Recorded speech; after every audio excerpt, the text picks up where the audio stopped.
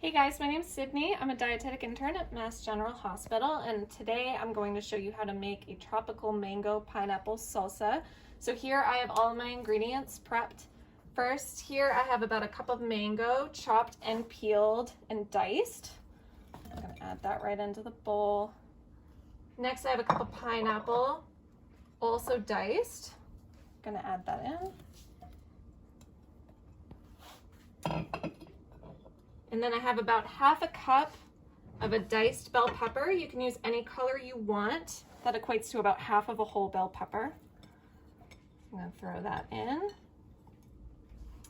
Also, one small tomato, seeded and chopped, which I have here. You can either use one plum tomato, or I used about half of a large tomato. So I'll add that in. And then I have about 3 tablespoons of fresh cilantro chopped and 2 green onions sliced right here.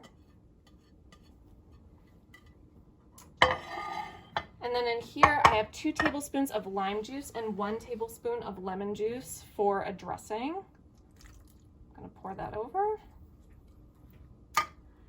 And then this is optional. I like a little bit of spice, so I have half of a jalapeno pepper diced here, which I'll add in as well.